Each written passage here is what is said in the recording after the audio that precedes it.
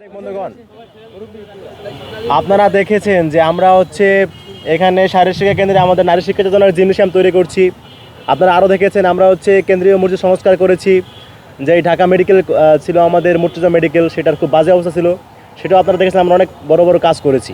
এর বাইরে আমরা বড় বড় বিভিন্ন প্রোগ্রাম আয়োজন করি, বিভিন্ন কমন রুম সংস্কার করেছি, অনেক কিছু আপনারা দেখতে পাচ্ছেন। কিন্তু আপনারা যেটা দেখতে পাচ্ছেন না সেটা এই কাজগুলো করার জন্য বিশ্ববিদ্যালয় থেকে আমাদের কোনো বাজেট দেওয়া হচ্ছে না। আপনারা জানেন আমাদের কাজগুলো করার জন্য অনেক অর্থের প্রয়োজন হয়। গত বছরে যেখানে ডাকসুর বাজেট ছিল প্রায় 2 কোটি টাকার কাছাকাছি, সেখানে আজকে আমাদের ডাকসু নির্বাচন হয়ে গিয়ে 6 মাস হয়ে গিয়েছে। এই 6 মাসের মধ্যেও আমাদের প্রশাসন আমাদের হাতে একটা টাকাও দেয় নাই। 25 লাখ টাকা আমরা একটা বাজেটের আশ্বাস পেয়েছি, 25 লাখ টাকা, সেটা পুরো ডাকসু বোর্ডের জন্য। কিন্তু আপনারা যদি দেখেন যে আমাদের যে এই ডাকসুর কার্যক্রম, এই কাজগুলো পরিচালনা করতে হিউজ টাকা পয়সার দরকার হয়। এখন এই টাকাগুলো আমরা কই থেকে আনি, কাজগুলো কিভাবে হচ্ছে? আমরা আপাতত আমাদের বিভিন্ন অ্যালামনাই গ্রুপকে কানেক্ট করে এবং আমাদের বিভিন্ন শুভাকাঙ্ক্ষীদেরকে কানেক্ট করে তাদের মাধ্যমে আমরা টাকা এনে বিশ্ববিদ্যালয়ের কাজগুলো করতেছি। কিন্তু একটা নির্বাচিত ছাত্র সংসদ, তাদের তো কাজ না বাহির থেকে টাকা পয়সা আনা, তাদের তো কাজ না এভাবে এরোর দ্বারে ধরনা দেয়া। আমাদেরকে তো উচিত ছিল আমাদের ডাকসু কার্যকর হওয়ার শুরুতেই আমাদেরকে আমাদের বাজেট বুঝিয়ে দেয়া, যাতে করে আমরা শিক্ষার্থীদেরকে যে ইশতেহার দিয়েছি সেই ইশতেহারগুলো আমরা ঠিকমতো সম্পন্ন করতে পারি।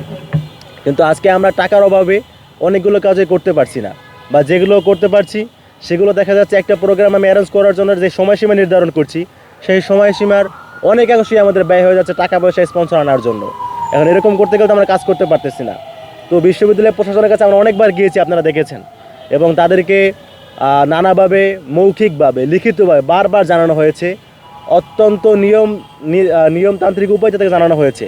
এরপরে আমরা বারবার যাওয়ার ফলে আমাদেরকে মোবাক্ষাও দেওয়া হয়েছে, কিন্তু তারপরেও আমাদের বাজেট আমাদের হাতে পৌঁছে দেওয়া হয় নাই, বুঝিয়ে দেওয়া হয় নাই।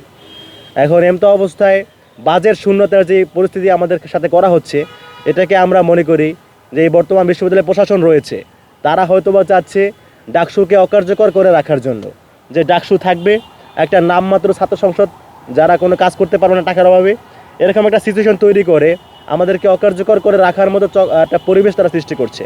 তো এই জায়গা থেকে বিশ্ববিদ্যালয় প্রশাসনকে আমরা আপনাদের মাধ্যমে আবারও আহ্বান জানাচ্ছি, আপনারা 6 মাস হয়ে গিয়েছে, এখনও আমাদের বাজেট একটা টাকাও আপনারা দেন নাই। 25 লাখ টাকার আশ্বাস পেয়েছি। আপনি চিন্তা করেন, ডাকসুর আমরা 28 জন নির্বাচিত প্রতিনিধি, আমাদের প্রত্যেকের ইশতেহার অনেক বড় বড় কাজ ছিল, অনেক বড় বড় কাজগুলো করার আমাদের সুযোগ ক্যাম্পাসে রয়েছে, কিন্তু আমরা শুধুমাত্র টাকার অভাবে এই কাজগুলো করতে পারছি না।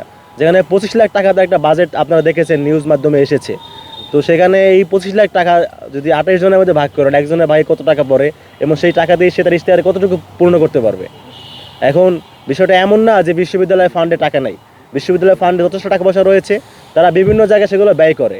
কিন্তু দুঃখজনকভাবে আমাদের যে ডাকসু, যেটাকে বিশ্ববিদ্যালয়ের শিক্ষার্থীরা ভোটের মাধ্যমে নির্বাচন করেছে, তাদেরকে তাদের যে প্রাপ্য বাজেট, তাদের যে অধিকার, তাদের যে কাজ করার সম্বল, সেই সম্বলটুকু দেওয়া হচ্ছে না। তো তারপরেও আমরা আসলে থেমে থাকার পাত্র নই। আমরা আমাদের ইন্ডিভিজুয়াল ক্যাপাসিটিকে কাজে লাগিয়ে, আমাদের বিশ্ববিদ্যালয় অ্যালামনাই গ্রুপকে কাজে লাগিয়ে এবং ঢাকা বিশ্ববিদ্যালয় বা ছাত্র সমাজের প্রতি যারা শুভাকাঙ্ক্ষী রয়েছে তাদের মাধ্যমে চেষ্টা করছি আমাদের কাজগুলো গুছিয়ে আনার জন্য। আপনারা জেনে আনন্দিত হবেন যে আমাদের যে ইশতেহার ছিল মোটামুটি সবারই বেশিরভাগ কাজ সম্পন্ন হয়ে গিয়েছে, এবং আমাদের ইশতেহারে এমন কোনো কাজ বাকি নাই যেটাকে আমরা এখন টাচ করি না। আমরা প্রত্যেকটা কাজে হাত দিয়েছি, হয়তো কিছু কাজ প্রক্রিয়াধীন, কিন্তু বেশিরভাগ কাজ আমাদের সম্পন্ন হয়ে গিয়েছে। এত শত বাজেট যেই নাই এরকম সিচুয়েশনের ভেতরেও, তো সেই জায়গা থেকে আমরা কাজ করছি, চেষ্টা করছি, এবং সেই কাজের অংশ হিসেবে আপনারা আজকে দেখতে পাবেন যে আমরা এখানে নারী শিক্ষার্থীদের জন্য আলাদা জিমনেশিয়াম তৈরি করেছি। আপনারা জানেন যে আগে এখানে একটা জিমনেশিয়াম ছিল, সেখানে ছেলে এবং মেয়ে তাদের জিম করার টাইম ভাগ করা ছিল, যার ফলে ছেলে শিক্ষার্থী কিংবা মেয়ে শিক্ষার্থী কারোই পরিপূর্ণভাবে জিম থেকে ফায়দা হাসিল করার সুযোগ ছিল না। ওই জায়গা থেকে আমরা চেষ্টা করেছি আমাদের ক্যাপাসিটি কাজে লাগিয়ে নতুন একটা জিমনেশিয়াম তৈরি করার জন্য। এবং আপনারা আরও আনন্দিত হবেন জেনে যে আমাদের ক্রীড়া সম্পাদক তার অত্যন্ত পরিশ্রমের ফলে আমরা 2 কোটি টাকা বাজেট পেয়েছি শারীরিক শিক্ষা কেন্দ্রে কাজ করার জন্য, এবং সেই কাজের আপনারা আপডেট জানতে পারবেন ভাইয়ের মাধ্যমেই। এবং এর পাশাপাশি আমাদের এখানে আপনারা একটা বিষয় জানেন যে নিরাপত্তাজনিত একটা ব্যাপার রয়েছে। এটা আসলে পুরো বিশ্ববিদ্যালয় ক্যাম্পাসের নিরাপত্তার একটা সমস্যা। এবং সেই ক্যাম্পাসেরই একটা অংশ হিসেবে শারীরিক শিক্ষা কেন্দ্রে সেখানে নিরাপত্তা সেম সমস্যাটা বিদ্যমান। সেটা হচ্ছে এখানে অনেক সময় বিভিন্ন বাহিরে মানুষজন আসে অনুমতি ছাড়া। আপনারা জানেন এটা।